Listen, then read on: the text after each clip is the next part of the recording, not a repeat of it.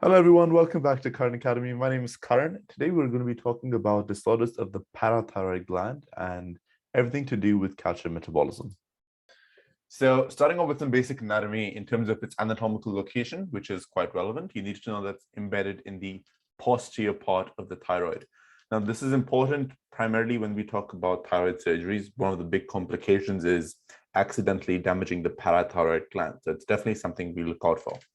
In terms of their number, typically adults have between 2 to 8 glands, and the most common number would be 4.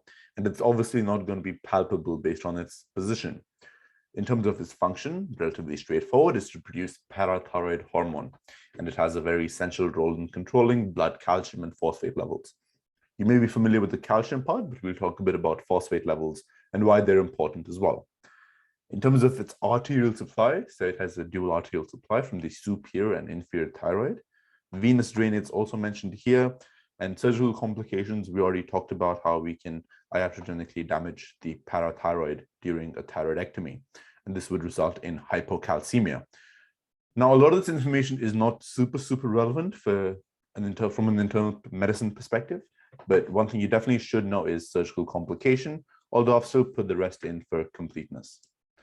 In terms of histology, again, this is not relevant for most stuff, but I've put it in just so we can be quite thorough in what we talk about. The parathyroid itself is divided into lobules, and it is surrounded by an outer fibrous capsule, and the two types of cells are the chief cells and the oxaphyll cells. The chief cells are the ones that produce PTH, and the oxaphyll cells, well, we know that they exist, but we don't really know what they do. In terms of calcium regulation, okay, so the main areas of calcium regulation are the intestine. Firstly, the average adult diet consists of about 1 gram or 1,000 milligrams of calcium a day, and the intestine absorbs about 300 of this. Next, we have the kidneys, and about 100 to 200 milligrams is excreted daily, and this is to maintain homeostatic level. And then bones, which contain the vast majority of the blood calcium, and this is around 99% of your calcium is going to be in your bones as calcium biphosphonate. Now, talking about where the hormonal side of things come in. So we have the parathyroid hormone, which we already know has a huge role. So the parathyroid hormone, or PTH, produced by the chief cells, responds to the levels of calcium and tries to keep it in a narrow range. This is usually between 2.2 to 2.6 millimoles per liter. When you have a drop in the plasma calcium concentration, this leads to a rise in PTH, which causes breakdown of bone to release more calcium into the blood. So high levels of PTH release more calcium in the blood, raising the calcium level. Next, we have vitamin D. Now, vitamin D is a fat-soluble vitamin and is ingested mostly from diet, but you need to know that the diet form we ingest is not biologically active. It undergoes a two-step activation program. The first is in the liver, and the second is in the kidneys. So first, it undergoes 2 steps of hydroxylation. The first in the liver, and that's by 25-hydroxylase, and then in the kidney, which is 1-alpha hydroxylase, and these are the hormones, which is why the active compound is called 1,2,5-dihydroxy vitamin D3. So it's been hydroxylated at the points of 1 and 2 dihydroxy vitamin D3. And the way vitamin D acts on calcium levels is that it increases the absorption of calcium from the gut. And so you'll be absorbing more calcium because we know that your gut only usually absorbs 1/3 of the calcium you ingest. So this increases that. We won't talk about phosphate just yet, but we'll get to that. And then lastly, calcitonin does something quite opposite to what the PTH hormone does. So it responds to high levels of plasma calcium and reduces the level. You also need to know that it is usually produced by the parafollicular cells, but if you were to get rid of calcitonin and the parafollicular cells that are found in the thyroid, you usually don't have major issues with calcium regulation. So what I mean by this is, if you were to take out the thyroid, which contains parafollicular cells which secrete calcitonin, you still would have broadly broadly a normal calcium level. So going back, so we talked about each one. Now let's talk about the phosphate side of things as well, because this is really important to understand why it happens. You can always memorize this table, but the purpose of my being here is hopefully to explain things a bit better. So I want to explain why phosphate levels change the way they do. You need to know that in bone, which is where most of the calcium is, it's bound in the form of a calcium biphosphate, which means the calcium is bound to phosphate. When you break down bone, calcium and phosphate both are released into the bloodstream, and a part of calcium is bound to ions like phosphate. You also need to know that when we talk about calcium in the blood, there are a few types of calcium. There's calcium that's free floating or ionized calcium, and then there's calcium that's bound to a lot of things. So this is bound to proteins like albumin or bound to other ions like phosphate. You also need to know that the active part of this calcium is going to always be the ionized part. And therefore, to increase the ionized level or to increase the level of free calcium, you want to try and reduce the level of phosphate, because this will prevent that binding and inactivation of that ionized calcium, which is why the parathyroid hormone, it increases the reabsorption of calcium in the kidneys and decrease the reabsorption of phosphate. So by increasing how much calcium goes back into your bloodstream, you're increasing that, but it doesn't do the same for phosphate. So it's kind of like, I want to keep the calcium, but I don't really care about the phosphate, so you can pee out the phosphate. I hope that kind of makes sense. In the GIT, again, acts in a very similar way, but a lot of this is by indirect action. We know that vitamin D3 is the big one that contributes to calcium reabsorption. And then the same thing happens in the bone. Now, coming to vitamin D3, as I mentioned, calcium is normally bound to phosphate. And therefore, when you're absorbing it in the gut, it's very hard to absorb ionized calcium, right? Because ionized molecules usually are charged, and charged molecules have a hard time moving across membranes, which is why to absorb things from the gut or through surfaces, you need to usually have them bound to something, which is why a lot of the calcium that is absorbed through the gut is absorbed alongside phosphate, and therefore vitamin D increases calcium absorption, but also phosphate absorption. Now, this may not be ideal in some circumstances, but as we know, that's just what happens. Versus parathyroid, which increases calcium levels, but decreases phosphate levels. And then calcitonin reduces the reabsorption of both. So again, if I were to ask you, what does parathyroid do to serum calcium levels? Increases. What does vitamin D do to calcium levels? Increases. What does PTH do to phosphate level in the blood? Decreases. What does vitamin D do to phosphate levels in the blood? Increases. Hope that made sense. As I said, there are three forms of circulating calcium. Most of it, and half of that, is usually your free ionized calcium. And then you also have protein-bound calcium that's biologically inactive. And that's, most of it is stuck to albumin and other blood proteins. And then you have calcium that's complexed by ions that I talked about, like phosphate, and that's about 9%. The total calcium is usually within the 2.2 to 2.6 range. And I think this is an important number to know for a few reasons. So we talked about the different conditions that can arise. So if you have high levels of, I guess, parathyroid hormone, that's going to be hyperparathyroidism, and that's going to increase PTH levels. So the first type is primary hyperthyroidism, where we're going to have high levels of PTH, which is usually because of an adenoma, and then that is going to lead to elevated levels of serum calcium, causing a hypercalcemia. You then also have secondary hyperparathyroidism, where you have high levels of PTH because of hypokalemia. Now, let's try to make sense of this.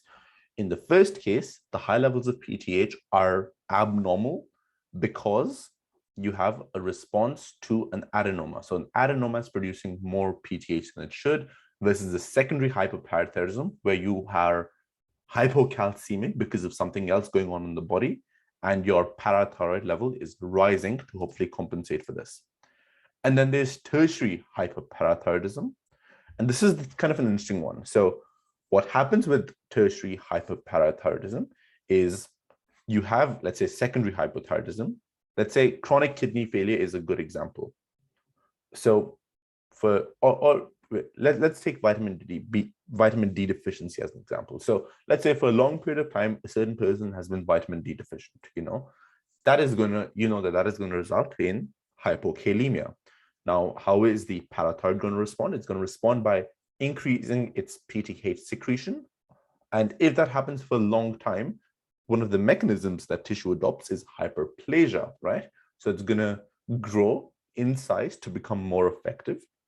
However, if, let's say, a few years down the track, you were to pick up and correct on that vitamin D deficiency and correct their calcium level, you now have a parathyroid gland that's undergone hyperplasia. However, and therefore it's still going to be producing high levels of PTH despite the correction in calcium levels. Let me say that again. Because of long-standing secretions, the parathyroid gland loses its ability to respond to those minute changes in serum calcium levels. And so you have a situation where you have high levels of parathyroid hormone as well as hypercalcemia.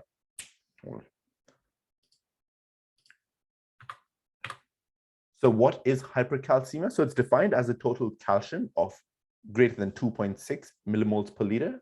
That's the total, or an ionized calcium level greater than 1.3.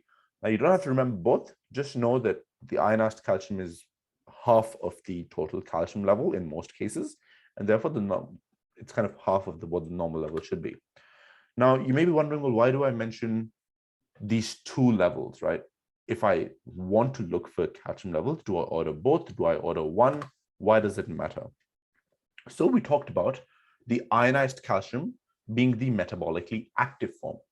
So whenever I say that someone is has clinical hypercalcemia or hypocalcemia, or has symptoms of their disease, that is going to be a reflection of the metabolically active form, right? Because that's the only form that acts on tissue in your body. So when we say a person has symptoms of hypercalcemia, all we're saying is that the free part, or the unbound calcium, which is the ionized calcium, is too high. In most cases, that means that the total calcium is also too high. But then why do we do the total calcium in the first place, right? If we know that the ionized calcium is the accurate form, the one that causes symptoms, why even bother with the total calcium level? Well, good question. And I would be really surprised if people were thinking this far ahead, because it's not really clinically assessed, let's be honest, but it's a good thought to have. Firstly, the test for ionized calcium is really expensive to do. It takes way longer to get the results back, and in most cases is not needed. It's not needed because for most 99.9% of patients, the ionized calcium is going to be 50% of the total calcium, right? So we don't really have to worry that much about the difference. What I mean by this is most patients with a high total calcium will also have a high ionized calcium. Let me say that again. Most patients with a high total calcium level are also going to have a high ionized calcium level. However, this is not always the case. So let's look at this further. Let's say you have patient A. Patient A doesn't have any genuine calcium issues. I'm just telling you that. Let's say their calcium level should be normal, right? They don't have any bone issues, but they have very high levels of blood proteins due to, let's say, multiple myeloma. As you know, that causes high levels of immunoglobulins, and that's going to raise the blood proteins.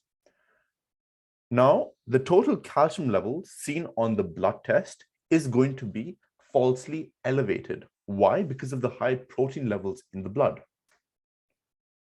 Does that make sense? Because when we test for total calcium, we look partly at the calcium that's bound to protein, right? In this case, we're going to have a lot of calcium bound to protein. As I said, the difference between the free and the total test is that the free just looks at the ionized form, versus the total that looks at a lot of it is going to be the protein bound part. So you're going to have a calcium level that has a lot of protein, and therefore it's going to be falsely elevated. However, if you were to test their ionized calcium, this would be normal because the ionized calcium doesn't depend on blood proteins, right? This is called factitious hypercalcemia. Why is this relevant? This is relevant because if you were to do their total calcium, it comes up high, but they will have no symptoms at all. Because going back to our basic principles, the part that's metabolically active is their unbound part, their ionized calcium, which has nothing to do with blood proteins. And therefore, this patient will have no symptoms. In such a circumstance, you may then go and order the ionized calcium, which should be normal. Vice versa, a patient who is hypoalbuminemic due to something like liver failure or chronic kidney disease or nephrotic syndrome might have symptoms of hypercalcemia, but has a seemingly normal calcium, and because you order total calcium. If you were to then go ahead and order an ionized calcium, that would show up as abnormally elevated.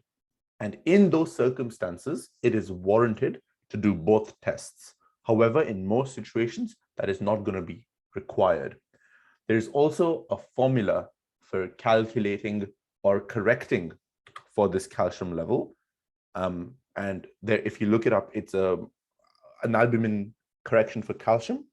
The way to do that is with the MG system. So it's the serum calcium plus 0.8 times the difference in sorry about that. So it's the total calcium that you get. So the corrected calcium is the the test you get, the value you get on the blood test, plus 0.8 times 4 minus the difference. I just realized it's a complete waste of me saying that. Please look it up. It's much easier to look up, but that is not expected of you. In fact, none of this is expected to know, but I think it's really important from a clinical perspective to know the difference between ionized and unionized and total calcium, because it does come up in explaining it to patients, and it's a good test to know about. So what are some causes of hypercalcemia? Firstly, we have primary hyperparathyroidism, mostly due to adenomas, already talked about. Tertiary hyperparathyroidism, already talked about. The third is hypercalcemia of malignancy. Now, this is an important one. A lot of cancers can cause a hypercalcemia of malignancy. Now, again, why? Because here we're always here to answer the why question. Some tumors secrete hormones, not all of them, but some do. And some of those tumors, the hormone they secrete is very similar to PTH, but it is not PTH. Funnily enough, it was discovered at Monash, and this hormone, and very aptly named, it is called the parathyroid hormone related peptide. So PTHRP. All this means is it acts like parathyroid, it behaves like parathyroid, but it's not parathyroid and doesn't show up on a parathyroid test. So typical picture would be patient has high calcium levels. You then order their PTH, and the PTH is normal or low. And then you think, well, what else is causing their parathyroid levels to, or their calcium levels to go up? And this would be, in these cases, PTHRP. Now, yes, there is a test to measure PTHRP levels, but this is a very niche test that takes weeks for it to come back. Then we have medications like thiazide diuretics that can cause hypercalcemia. Also, if you're just giving them too much vitamin D or calcium, that can cause it as well. Funnily enough, immobilization as well can be a cause of hypercalcemia, as well as adrenal insufficiency. So what are the symptoms?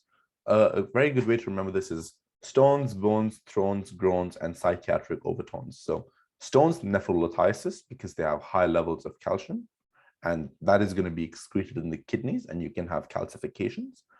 Bone pain and arthralgia, because you, in most cases, have some issue with either bone reabsorption or deposition, urinary frequency and constipation, groans that are abdominal pain, nausea, vomiting, as well as psychiatric overtones like depression, anxiety, and mood issues. You can also have peptic ulcer disease and pancreatitis, which is a big concern with severe hypercalcemia. And with any electrolyte imbalance, you already know that I'm going to talk about cardiac arrhythmias. So how do we classify them? So mild hypercalcemia is between 2.6 to 3, moderate 3 to 3.5, severe more than 3.5. You do not need to know these numbers, but all you should know is that until kind of late stages where it's severe hypercalcemia, you often may not have any symptoms. Oops. So how do you treat it? Mild to moderate hypercalcemia can usually be managed conservatively with fluids, just oral fluids, and you can advise them to reduce the intake of calcium, things like milk, nuts, and so on. You can, and the main thing is to monitor for changes in calcium levels, follow up, and safety net for symptoms. So tell them what the symptoms they can expect if they tip over, and ask them to represent if they do have any of them. With severe hypercalcemia, we want to start them on IV saline, consider diuretics, and then medications that either can reduce the calcium level directly or can help with the reabsorption of calcium into bones, like denosumab and bisphosphonates. This is particularly important if the calcium in their blood is because of something like primary hyperparathyroidism, because the calcium in the blood is coming from the bones. And that means that their bones are breaking down much quicker than they should be. And we worry about things like osteoporosis. So we want to build that bone back up. Next, hypocalcemia is defined as a total calcium less than 2.1 or ionized less than 1, because again, that 50% rule.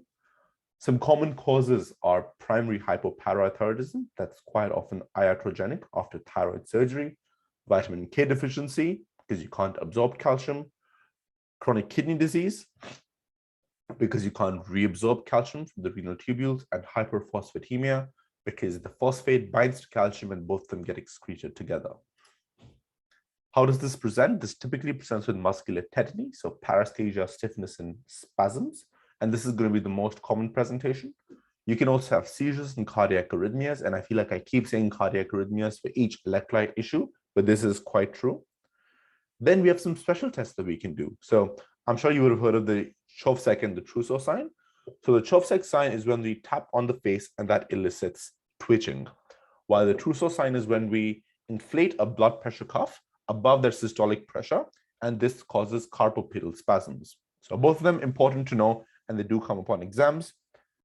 In terms of treatment, it's going to be very specific to what the cause for their condition is. If we can't identify one, or if we want to treat them symptomatically, we want to supplement their calcium levels. This can be done either oral or IV, depending on the severity, and then also ensure proper vitamin D supplementation. And that is all we had for calcium disorders and disorders of the parathyroid gland. Thank you all for coming. As always, if you have any questions, please feel free to get in touch. And again, as always, please look after yourself and please look after your loved ones.